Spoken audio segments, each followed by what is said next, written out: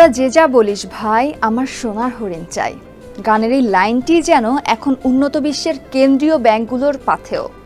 World gold council WGC এর হিসাবে 2024 সালের ফেব্রুয়ারি মাস শেষে 8,133 টন স্বর্ণ মজুদ ছিল যুক্তরাষ্ট্রের ভল্টে, যা বৈশ্বিক স্বর্ণ মজুদের প্রায় 25%।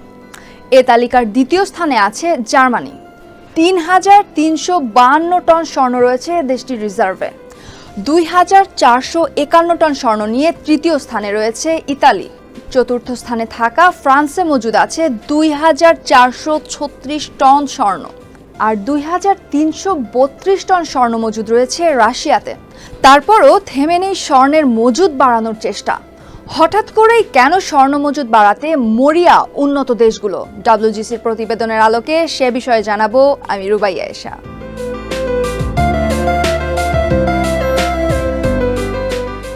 ওয়ার্ল্ড গোল্ড কাউন্সিল WGC হলো লন্ডন ভিত্তিক একটি আন্তর্জাতিক বাণিজ্য সংস্থা, যা স্বর্ণ শিল্পকে প্রতিনিধিত্ব করে। বাজার গবেষণা, বিশ্লেষণ এবং প্রচারণার মাধ্যমে স্বর্ণের চাহিদাকে উন্নীত ও টেকসই করার লক্ষ্যে কাজ করে এটি। স্বর্ণের বাজার সম্পর্কে নিয়মিত তথ্য ও পরিসংখ্যান প্রদান করে WGC।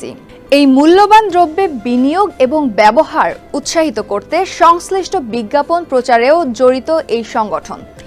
একই সঙ্গে স্বর্ণের বাজারের স্বচ্ছতা এবং কার্যকারিতা বৃদ্ধিতে গুরুত্বপূর্ণ ভূমিকা পালন করে WGC।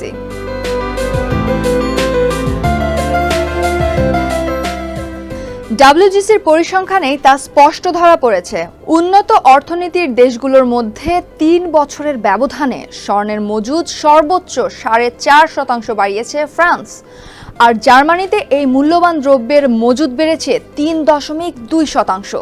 একই সময়ে স্বর্ণের মজুদ 1% কাছাকাছি বাড়িয়েছে ইতালি এবং জাপান, আর 0.5% বাড়িয়েছে যুক্তরাষ্ট্র। স্বর্ণের মজুদ বৃদ্ধির তালিকায় পিছিয়ে নেই উদীয়মান অর্থনীতির দেশগুলো। 3 বছরের ব্যবধানে স্বর্ণের মজুদ প্রায় 73% বাড়িয়েছে রাশিয়া। তুরস্কে এর হার 47.5%। এছাড়া ভারত, চীন ও ব্রাজিলে স্বর্ণের মজুদ বেড়েছে যথাক্রমে প্রায় 7.5%, 6.8% এবং 5.2%। আগামী 1 বছরে স্বর্ণের রিজার্ভে বৃদ্ধির পরিকল্পনা করছে প্রায় 13% ধনী দেশ। গেল বছরে এই হার ছিল 5%। ওয়ার্ল্ড গোল্ড কাউন্সিলের জরিপের ফলাফলে বলা হয়েছে প্রায় 60% ধনী দেশের কেন্দ্রীয় ব্যাংক মনে করে আগামী 5 বছরে বৈশ্বিক রিজার্ভের স্বর্ণের অংশ বাড়বে। 1 বছর আগেও এই জরিপে অংশগ্রহণকারীদের মধ্যে এই হার ছিল 38%।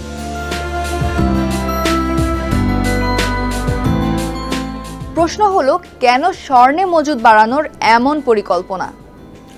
এ উত্তর জানাতে যেতে হবে একটু পেছনে।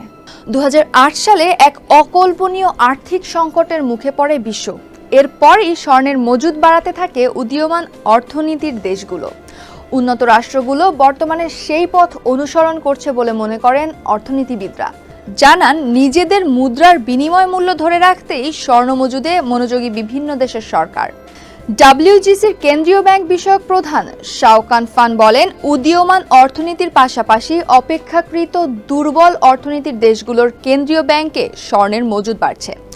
উন্নত অর্থনীতির দেশের কেন্দ্রীয় ব্যাংকগুলো মনে করছে বৈশ্বিক রিজার্ভে শিগগির বড় জায়গা দখল করবে স্বর্ণ।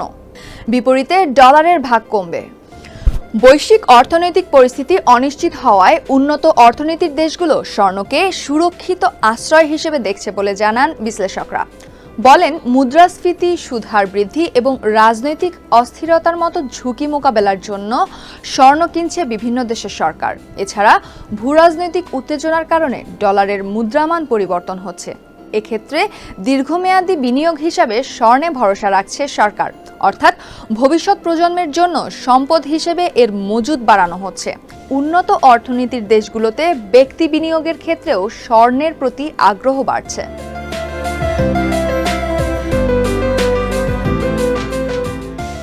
শুধু কেন্দ্রীয় ব্যাংক নয়, স্বর্ণ মজুদ হচ্ছে ব্যক্তি পর্যায়েও, তাই বেশ দ্রুত গতিতে বাড়ছে এর চাহিদা। এই বর্ধিত চাহিদার প্রভাব বাড়ছে বাজারে, বেড়ে চলেছে স্বর্ণের দাম। গোল্ড প্রাইস অর্গানাইজেশনের তথ্যমতে জুনের মাঝামাঝিতে প্রতি আউন্স স্বর্ণ বিক্রি হয় $2,341 গেল বছরের একই সময়ে যা ছিল $1,950 কম। আর রেকর্ডে $2,450 প্রতি আউন্স স্বর্ণ বিক্রি হয়েছিল জুন মাসের শুরুতে।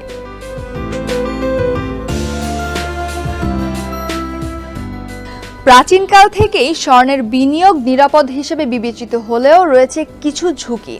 এর মধ্যে অন্যতম দামের বাজারে অস্থিরতা।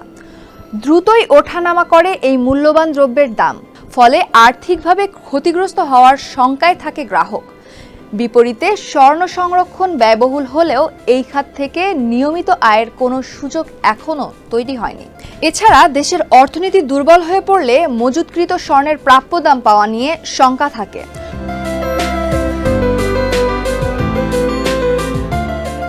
প্রাচীনকাল থেকেই স্বর্ণ মূল্যবান ধাতু হিসেবে ব্যবহৃত হয়ে আসছে। স্বর্ণের রিজার্ভ হিসাবায়নের ইতিহাস জটিল ও দীর্ঘ। প্রাচীন মিশরের কর আদায়ের জন্য স্বর্ণের ব্যবহার হতো। সে সময় স্বর্ণের মজুদ হিসেবে ব্যবহার হতো মন্দির ও সমাধি। রোমান সাম্রাজ্যে শুরু হয় স্বর্ণ মুদ্রার ব্যবহার। সাম্রাজ্যের সম্পদ মাপা হতো স্বর্ণে। ইউরোপের দেশগুলোতে স্বর্ণের মজুদ শুরু হয় মধ্যযুগে।